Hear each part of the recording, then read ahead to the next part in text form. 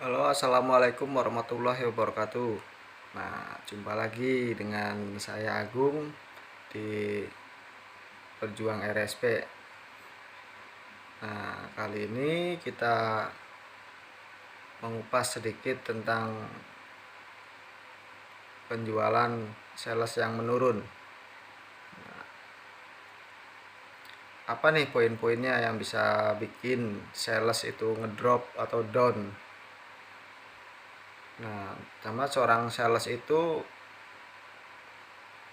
intinya yang harus dibuang jauh-jauh adalah malas dan malu. Nah, pertama malas ya terutama untuk seorang sales atau marketing. Malas itu habit sebenarnya, kebiasaan kalau malas. Jadi gimana caranya kita untuk tidak malas? Yang pertama ya jangan berteman dengan orang malas. Nah, apabila kita berteman dengan orang malas, itu pasti tidak menutup kemungkinan kita juga akan ikut-ikutan malas.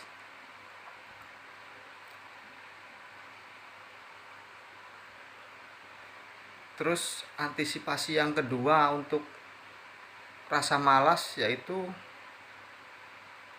ya kita harus merubah habit yang malas menjadi yang tidak malas. Nah, apabila kita merubah habit kita menjadi tidak malas, ya kita harus terbiasa karena habit itu kan kebiasaan kita. Jadi biasakanlah buang rasa malas, bikin plan-plan yang akan kita lakukan. Nah, otomatis apabila kita dilakukan berulang-ulang, otomatis ya akan terbiasa dengan sendirinya. Jadi jadikan plan-plan yang kita buat itu sebagai hutang ya. Jadi apabila kita tidak melakukan hal-hal tersebut, berarti kita ada utang yang harus dibayar untuk plan-plan yang belum kita bikin atau plan-plan yang belum kita jalankan. Nah, itu cara menghilangkan rasa malas. Terus yang kedua yaitu malu. Sebenarnya yang namanya malu itu bukan sifat atau bukan bawaan sejak lahir. Nah, sebenarnya malu itu kan sebagian dari apa ya? Sebagian dari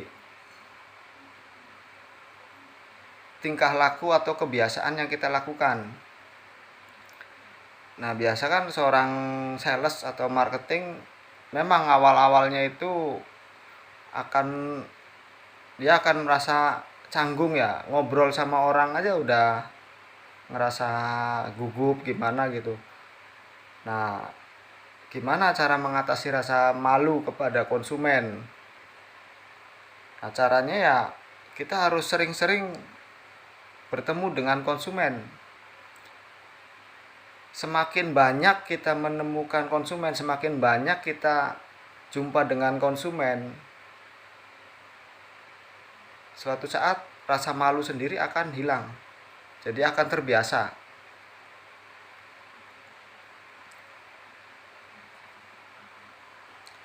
Nah, biasanya rasa malu itu ketika si konsumen tersebut atau yang gak jauh-jauh dari kerabat kita ya, kalau misalkan teman atau saudara, pasti ya rasa malunya pasti di situ. Karena orang kenal atau orang yang dekat dengan kita, nah kita jelasin juga pasti ada rasa malu, padahal itu harus dibuang jangan jauh-jauh. Padahal yang konsumen-konsumen yang itu ring satu itu potensi besar meningkatkan kepercayaan kepada kita. Justru sebaliknya. Jadi konsumen-konsumen yang kita kenal, yang kita dekat itu, kebanyakan kalau kita follow up, kalau kita dekatin mereka, otomatis dia juga respect kepada kita. Apalagi kita nawarin produk-produk yang kita jual. Itu sebenarnya lebih mudah closing daripada orang yang belum kita kenal. Nah, jadi untuk rasa malu sebaiknya dihilangkan. Semakin banyak kita bertemu dengan konsumen, semakin banyak kita bertemu dengan orang, otomatis rasa malu tersebut akan hilang dengan sendirinya. Wassalamualaikum warahmatullahi wabarakatuh.